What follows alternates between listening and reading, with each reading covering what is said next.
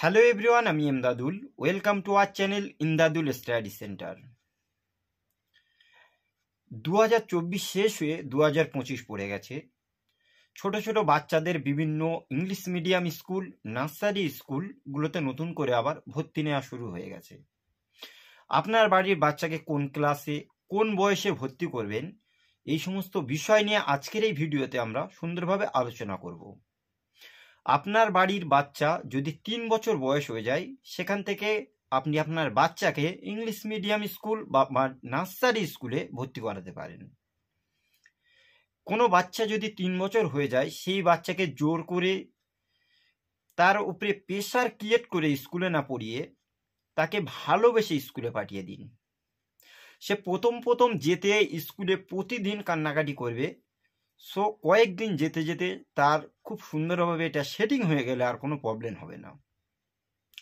একটা বাচ্চা যখন 3 বছর হয়ে যায়, সেই বাচ্চাটা যখন স্কুলে যাবে, তাকে পড়াশুনোতে চাপ না দিয়ে তাকে স্কুলে গিয়ে খেলাধুলো, ছবি আঁকা, গল্প, বিভিন্ন রকম বিষয়গুলোকে শিক্ষা দিন।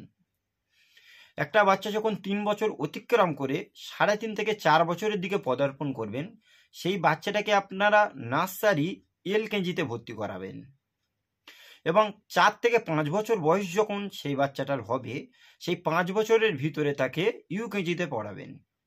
নার্সারি, LKG এবং UKG এই দুটো বয়সে যদি একটা বাচ্চাকে সুন্দরভাবে পড়ানো যায়, সে কিন্তু অনেকটা সাবজেক্টের, বাংলার ভিতরে বিভিন্ন রকম অক্ষর জ্ঞান চলে আসে, ইংলিশের লেটারগুলো সে চিনতে পারে, অঙ্কতে বিভিন্ন সংখ্যাগুলো খুব সুন্দরভাবে সে চিনতে পারবে। দেন তারপরে 6 থেকে 7 বছর যখন সেই বাচ্চাটার বয়স হবে, তখন আপনি প্রাথমিক স্কুলে ক্লাস 1 থেকে ভর্তি করে দেবেন। আর সবসময় একটা কথা মনে রাখবেন, আপনার বাড়ির বাচ্চা যখন নতুনভাবে স্কুলে যাবে, সেই বাচ্চা কিন্তু প্রতিদিন কান্নাকাটি করবে। সে বাচ্চার সাথে গার্জিয়ান হতে পারে তার মা বা বাবা বা দাদু দিদা, যেও যদি স্কুলে যায়, স্কুলের পাশে বসে থাকে, বাচ্চাটাকে স্কুলের ভিতরে দেয়া যায়, সে কিছুক্ষণ থাকবে, খেলাধুলো করে যদি বাইরে আসে, এইভাবে কন্টিনিউয়াসলি কয়েকদিন যদি স্কুলে যাওয়া যায় নিয়ে, তাহলে সেই বাচ্চাটার স্কুলের সম্পর্কে একটা ধারণা চলে আসে। একটা বাচ্চাকে ছোট থেকে যদি স্কুল সম্পর্কে ধারণা না দেওয়া যায়, সেই বাচ্চাটা কিন্তু অনেকগুলো ক্ষতি হতে পারে। আমরা দেখেছি বহু সংখ্যক ছোট ছোট বাচ্চা রয়েছে যারা স্কুলে পড়াশোনা যেতে চায় না। দেন তার সাথে সাথে আর একটা জিনিস হয়, বিভিন্ন অক্ষরগুলো তারা অনেক বড় হয়ে যাওয়ার পরেও চিনতে পারে না।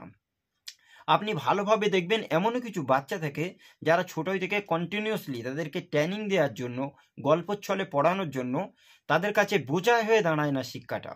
এমনও কিছু বাচ্চা রয়েছে যারা পড়তে চায় না, যাদের উপরে টর্চার করা হয়, তাদেরকে পেটা বকাঝকা করার পরে তারা যখন পড়াশুনো করে, এই পড়াটাকে তারা বোঝা মনে করে কিছুদিন পরে স্কুলে যেতে চায় না।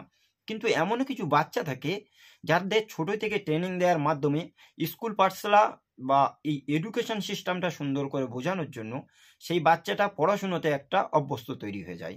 সুতরাং প্রতিটা গার্জেনের কাছে আমি রিকোয়েস্ট করব, আপনি আপনার বাচ্চাকে খুব সুন্দরভাবে স্কুলে পাঠানোর জন্য কন্টিনিউয়াসলি 3 বছরের পর থেকে তাকে প্রতিদিন স্কুলে পাঠানোর চেষ্টা করুন। সেই সাথে সাথে যখন 5 এবং 6 বছরের পদার্পণ করবে, সেই বাচ্চাটাকে অবশ্যই আপনি UKG-তে পড়াবেন।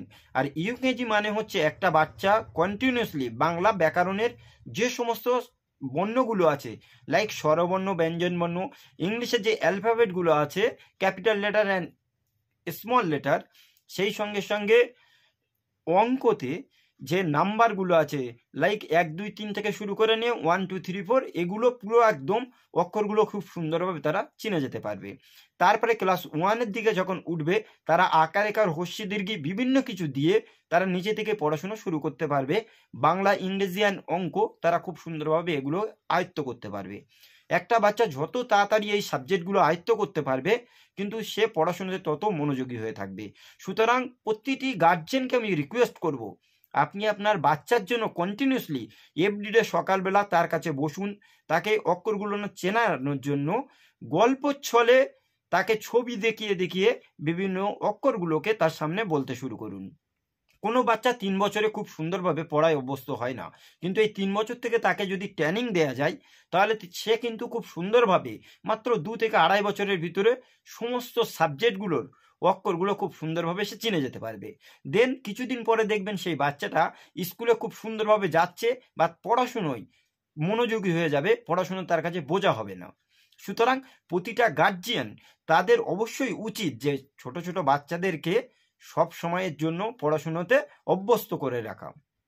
সেই সাথে সাথে আপনি সকালবেলা ঘুম থেকে তুলে বাচ্চাকে কলগেট ব্রাশ করাবেন, সেই সাথে সাথে ইংলিশে কিছু কথা শেখাবেন, সমস্ত লেটারগুলো পড়াবেন, দেন তারপর তাকে স্কুলে পাঠিয়ে দেবেন। স্কুল থেকে ফেরত আসার পরে বিকালেও তাদের সঙ্গে খেলাধুলো করুন। সেই সাথে সাথে সন্ধ্যাবেলা তাকে বই নিয়ে বসান, ম্যাক্সিমাম 8টা থেকে 8:30 9টা পর্যন্ত তাকে প্রতিদিন কন্টিনিউয়াসলি পড়াশুনো করান। তাহলে কি হবে, এই বাচ্চাটার ভিতরে পড়ায় একটা অভ্যস্ত আসবে। আর যদি এইগুলো না করান, আপনি লাইক একজন প্যারেন্টস হিসেবে যদি সেই বাচ্চার সঙ্গে সময় না দেন, শিক্ষার জন্য তার যদি একটু সাথ না দেন, তাহলে আই হোপ আস্তে আস্তে আস্তে আস্তে সেই বাচ্চাটা কিন্তু শিক্ষা থেকে দূরে সরে যাবে। সুতরাং প্রতিটি প্যারেন্টস যারা আছেন, লাইক মাদার হোক আর ফাদার হোক বা তার গ্র্যান্ডমাদার গ্র্যান্ডফাদার, যেই হোক ফ্যামিলি থেকে একজনের সেই বাচ্চাটার প্রতি কিছুক্ষণ সময় এভরিডে দেওয়া উচিত। তাহলে একটা বাচ্চা শিক্ষার প্রতি তার কিছুটা মনোযোগী হয়ে উঠবে। সো আজকের এই ভিডিওটা এই পর্যন্তই। দেখা হচ্ছে অন্য কোনো দিন আবার অন্য কোনো ভিডিওতে। সকলে ভালো থাকুন, সুস্থ থাকুন। Thank you.